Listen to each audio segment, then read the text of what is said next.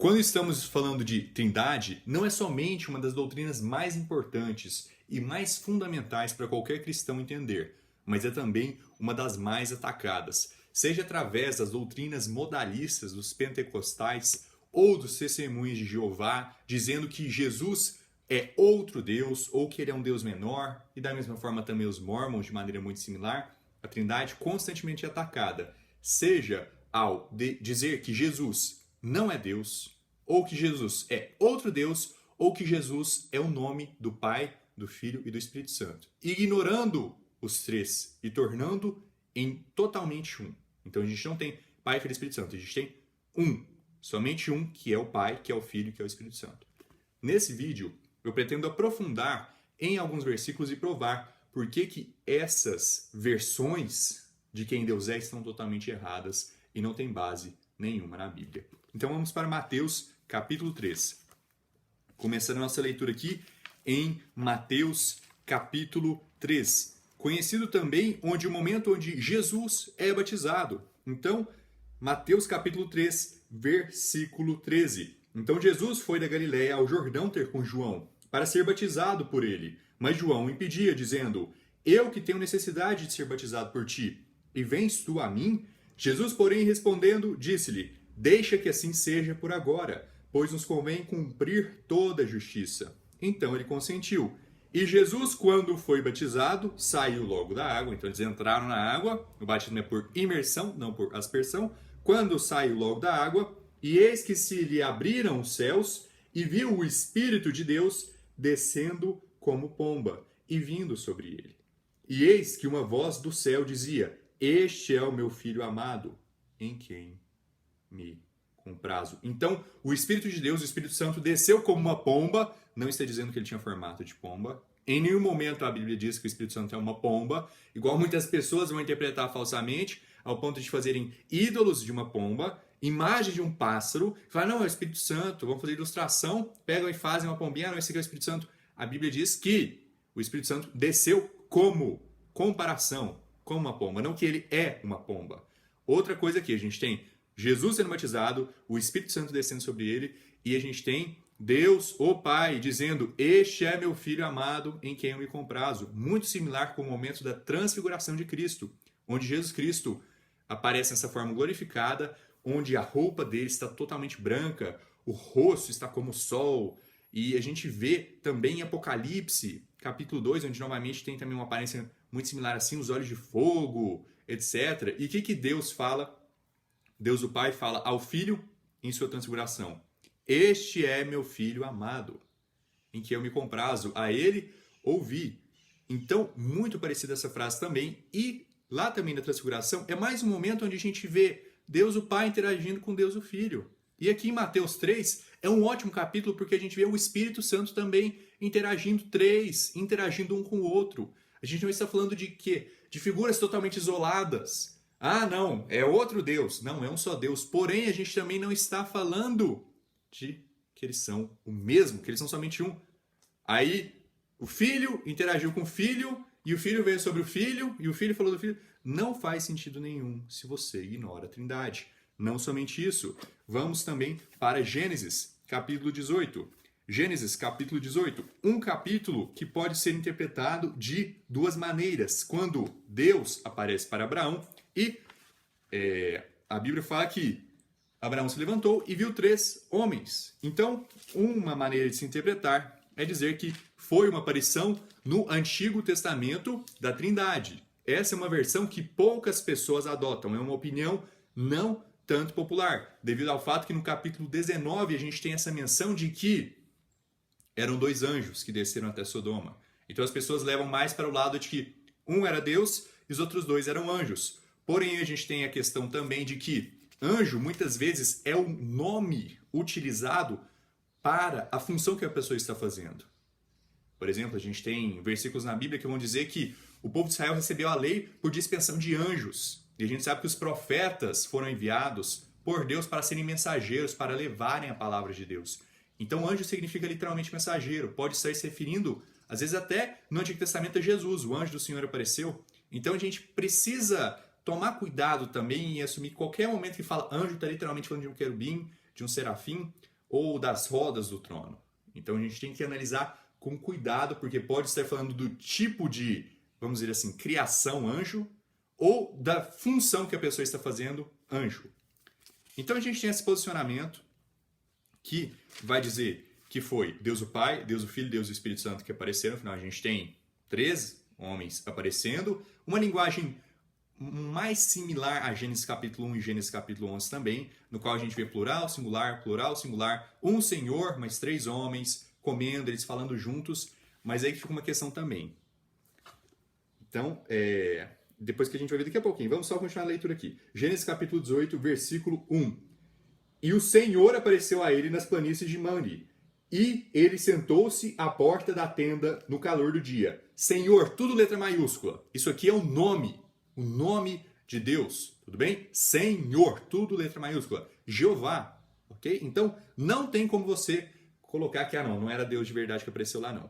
Deus apareceu, e ele elevou seus olhos e olhou, e eis que viu 3 homens, que 3 homens estavam em pé com ele. E quando ele os viu, ele correu da porta da tenda para encontrá-los e se curvou em direção à terra. Mas o que é a questão? Como que fica problemático a gente dizer que esses 3 homens eram Deus Pai, Deus Filho e Deus Espírito Santo? A gente vê na Bíblia que sim, Jesus Cristo, diversas vezes ele aparece no Antigo Testamento. A gente tem Melquisedeque, que Hebreus confirma sem dúvidas que era Jesus Cristo, sem começo de dias, sem fim de dias, sem pai nem mãe, mas feito em semelhança ao Filho de Deus. A gente tem também onde em Daniel, Sadraque, Mesaque e Abednego, eles são jogados no fogo. Aí um 4º homem, semelhante ao Filho de Deus, aparece lá. A gente também tem em outro momento em Daniel, onde ele tem essas visões de um homem com olhos de fogo, essa pele brilhante, basicamente idêntica à visão que João teve em Apocalipse, sem contar em diversos outros momentos por todo o Antigo Testamento, onde o Senhor está aparecendo. Gênesis capítulo 18.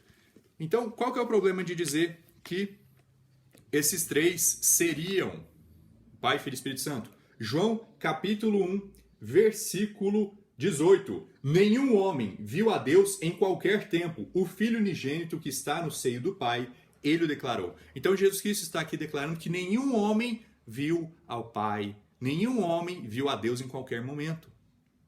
Então, ninguém o viu. Pelo menos não em sua forma glorificada. E como eu disse, é essa aparição sobrenatural, não humana. É essa aparição da glória de Deus, onde a gente tem Deus no trono, com essa aparência similar a ambar, a fogo, que a gente vê em Ezequiel, capítulo 1, que a gente vê no início de Apocalipse, que a gente vê em Daniel.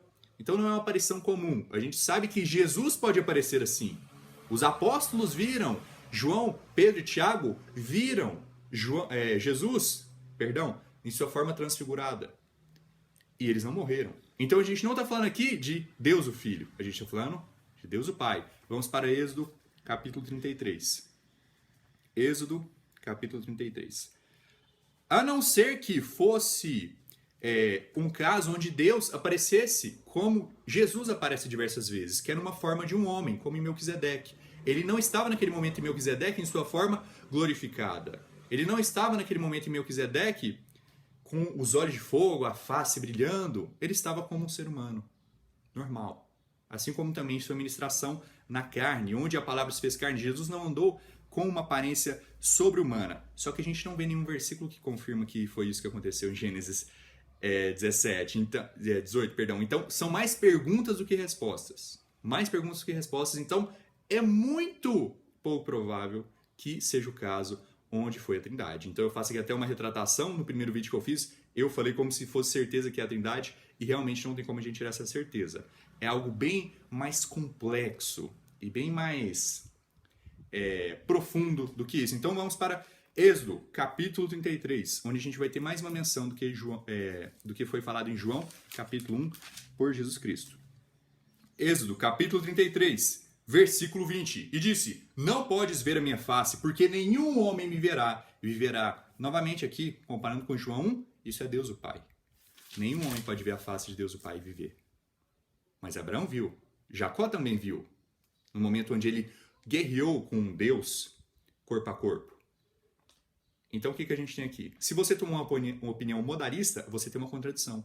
Porque Deus fala, nenhum homem pode ver minha face e viver. Ah, mas Jacó viu. Mas Abraão viu. Então era só Moisés? Era só para Moisés? E Jesus falou que nenhum homem viu ao Pai em qualquer momento. Abraão, Jacó e outras menções do Antigo Testamento, Daniel, vendo. Então o que a gente tem aqui? A gente tem também Ezequiel, capítulo 1, onde a glória do Senhor aparece. O que a gente está falando aqui? Trindade. Com Trindade, isso é totalmente explicativo. É totalmente fácil de se entender. Foi Jesus Cristo que apareceu para Abraão. Mesmo que não tenha sido uma Trindade, foi Jesus Cristo que apareceu. Que é diferente de Deus o Pai. Se você transforma Jesus no mesmo que o Pai, isso não tem sentido nenhum. Não somente isso, mas também os versículos onde Jesus diz que ele não veio fazer a vontade dele, mas a vontade do Pai. Isso já demonstra uma diferença entre ele e o Pai. Já demonstra que ele não é o Pai. Caso contrário, ele estaria dizendo, eu não vim fazer a minha vontade, eu vim fazer a minha vontade. Ou quando ele estava orando, logo pouco antes de ser capturado pelos fariseus, onde ele disse, Senhor, que a minha vontade não seja feita, mas a sua vontade. Diferença, minha e sua. E não é somente isso também. Vamos para 1 Coríntios capítulo 15, onde a gente vai ver um versículo falando totalmente claro como água, dessa diferença entre Jesus Cristo e Deus o Pai. 1 Coríntios capítulo 15, indo aqui para o versículo 22. Porque assim como em Adão todos morrem, igualmente também em Cristo todos serão vivificados, mas cada homem em sua própria ordem. Cristo, as primícias, depois os que são de Cristo, na sua vinda. Então virá o fim, quando ele tiver entregue o reino, quem? Quando Cristo tiver entregue o reino a Deus, ao Pai. Então Cristo vai chegar um momento, após o final do seu reinado de 1000 anos, que é o tema que a gente está fazendo aqui nos vídeos, onde ele vai entregar o seu reino para Deus, o Pai. A gente tem um momento em Apocalipse, onde o Cordeiro pega o livro da mão daquele que estava sentado no trono. Pessoas distintas. Ou se não, o Cordeiro pegou o livro que estava na mão dele e deu para outra mão dele.